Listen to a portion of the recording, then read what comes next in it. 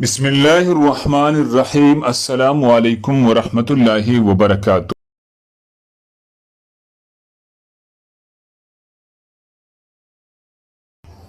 ناظرین گرامی، ایک شخص نواسہ رسول حضرت امام جعفر صادق کے بارگاہ میں حاضر ہو کر کہنے لگا، اے امام، میں آپ کے پاس ایک سوال لے کر حاضر ہوا ہوں۔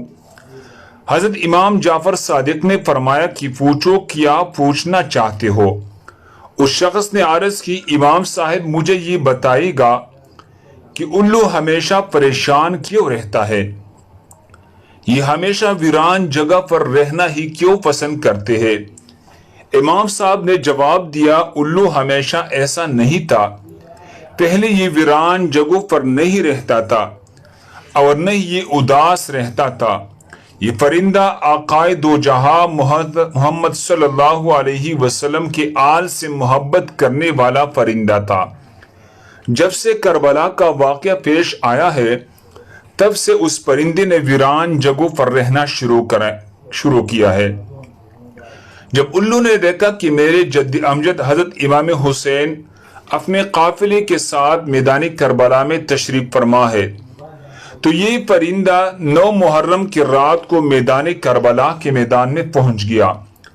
وہاں پہنچ کر اس پرندے نے امام حسین رضی اللہ عنہ سے عرض کیا، اے نواسہ رسول، آپ راضی مجھے حکم کرے تو میں ابھی الو کی فوج لے کر آ جاتا ہوں اور ہم آپ کے ساتھ مل کر لڑیں گے۔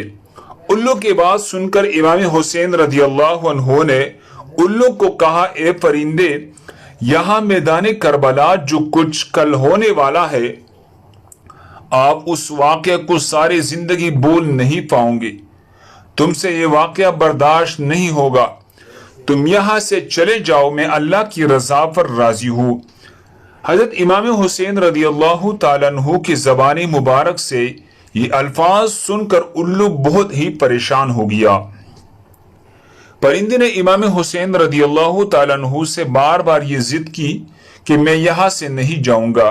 الو کی بار بار ضد کرنے پر مولا حسین رضی اللہ تعالیٰ عنہ نے اس الو کو بھی میدان کربلا میں رکنے کی اجازت دے دی۔ اس طرح الو نے تمام واقعہ اپنی آنکھوں سے دیکھا کہ یزید کی فوج نے امام حسین اور اس کی جانشینوں کو کس طرح سے شہید کیا۔ آل محمد صلی اللہ علیہ وسلم کی اولاد کے ساتھ یزید نے کیا سلوک کیا۔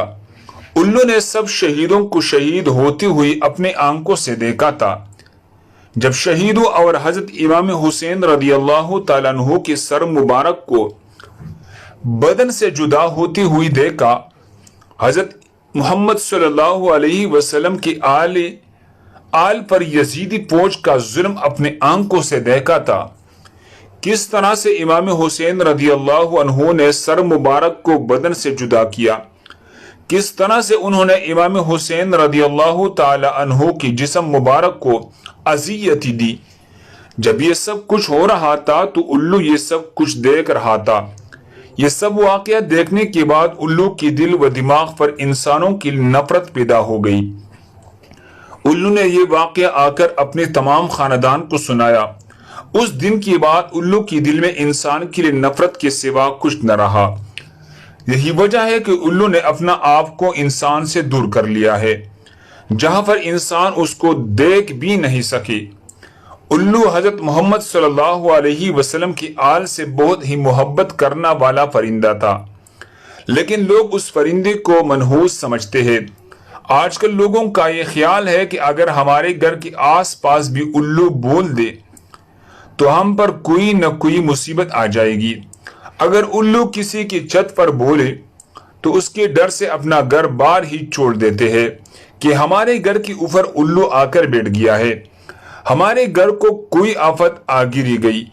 ہمارے دوستو، الو کو منحوس کہنا جاہلانہ سوچ ہے۔ الو کے بولنے سے نہ تو آپ کے گھر میں کوئی آفت آتی ہے اور نہ ہی کوئی پریشانی آتی ہے۔ یہ تو بیچارہ معصوم سا جانور ہے، اس کی بولنے یا نہ بولنے سے انسانی زندگی پر کوئی فرق نہیں پڑتا۔ اس لیے دوستو، آپ اس جاہلانہ سوچ سے ہمیشہ بچ رہے ہیں۔ پیارے دوستو، ہم آپ کو الو کی ایسی باتوں کے بارے میں بتاتے ہیں جس کو آپ پڑھ کر حیران ہو جاؤں گے کہ دنیا میں الو کی 510 اقسام ہے، لیکن الو کو خاص طور پر 2 قبیلوں میں ہی تقسیم کیا گیا ہے۔ نمبر 1 بارن الو، نمبر 2 ٹری الو۔ یاد رہے کہ دوسرے جانور اور پرندے انسان کے دشمن ہو سکتے ہیں، لیکن الو انسان کی فصلوں سے کیڑے مکوڑے اور حشرات کو جڑ سے ختم کرنے میں مددگار ثابت ہوتا ہے۔ اگر الو کو کسان کا دوست کہا جائے تو اس میں کوئی حرج نہیں۔ اگر ہم الو کی عمر کے بارے میں بات کریں تو اس کی اوسطاً عمر 20 سال ہوتی ہے۔ الو اپنا گھر درختوں پر بناتے ہیں جو زمین سے تقریباً 20 میٹر کی اونچائی پر ہوتی ہے۔ اس کے علاوہ الو ویران جگہوں اور کنووں میں بھی اپنا بسیرا بناتے ہیں۔ اکثر لوگ دوسرے کو تنقید کا نشانہ بنانے کے لیے الو بولتے ہیں کہ تم الو کی طرح نظر گھماتے ہو۔ یہ بات غلط ہے کہ الو اپنی نظروں کو گھماتا ہے۔ الو تو سیدھا ہی دیکھتا ہے۔ الو اپنی گردن کو 270 ڈگری پر گردن کو گھما کر اپنی نظر کو دوسری طرف لے کر جاتا ہے۔ الو ایک ہی جگہ پر بیٹھ کر چاروں طرف دیکھ سکتا ہے۔ اس کے پر دوسری پرندوں کی بنسبت بہت ہی ہلکے ہوتے ہیں اور ملائم ہوتے ہیں۔ جب الو اڑا ہے تو اس کے اڑنے کی آواز نہیں آتی۔ الو بہت ہی آسانی کے ساتھ اپنے شکار کو حاصل کر لیتا ہے۔ پیارے دوستو، بے شمار ملکوں میں لوگوں کے عقیدے الو کے بارے میں مختلف ہی دیکھنے کو ملتے ہیں۔ برطانیہ میں الو کی بولنے کو منحوس سمجھا جاتا ہے۔ جنوبی افریقہ میں الو کی آواز کو موت کی علامت تصور کیا جاتا ہے۔ کینیڈا والوں کا خیال ہے کہ اگر 3 دن الو مسلسل بولے تو کسی کی موت واقع ہو جاتی ہے۔ امریکہ کے لوگوں کا خیال ہے کہ الو کو دیکھنا بھی منحوس ہے۔ چین والوں کا یہ نظریہ ہے کہ اگر کسی کو الو نظر آ جائے تو گلی محلے میں کسی نہ کسی کی موت واقع ہو جاتی ہے۔ ایران میں الو کی اچھی آواز کو خوش کی علامت مانتی ہے اور بری آواز کو منحوس مانا جاتا ہے۔ ترکی میں بھی الو کی آواز کو اچھا تصور نہیں کیا جاتا، لیکن سفید الو کو صاف مانا جاتا ہے۔ ہندوستانی لوگ کا عقیدہ ہے کہ الو کی آنکھ کا کاجل بنا کر لگانے سے رات میں بھی دن کے طرح دکھائی دیتا ہے۔ الو کے ناخن بچے کے گلے میں باندھنے سے بچے کو نظر نہیں لگتی۔ الو کی گوشت کو تعویذ میں بھر کر گلے میں باندھنے سے کس طرح کا ڈر نہیں لگتا۔ الو کی پوجا دیوالی میں کرنے سے لکشمی جی مہربان ہوتی ہے، بے حد دولت برستی ہے۔ الو کے فر کو حساب کتاب کی بہی کاتے میں رکھنے سے مال و دولت میں برکت ہوتی ہے۔ اب ان کو کون سمجھائے کہ وقت سے پہلے اور قسمت سے زیادہ کسی کو کچھ نہیں ملتا۔ اللہ ہم سب کو اس پر عمل کرنے کی توفیق عطا فرمائے۔ دوسری مسلمانوں کے فائدے کے لیے آگے ضرور شیئر کریں۔ جزاکم اللہ۔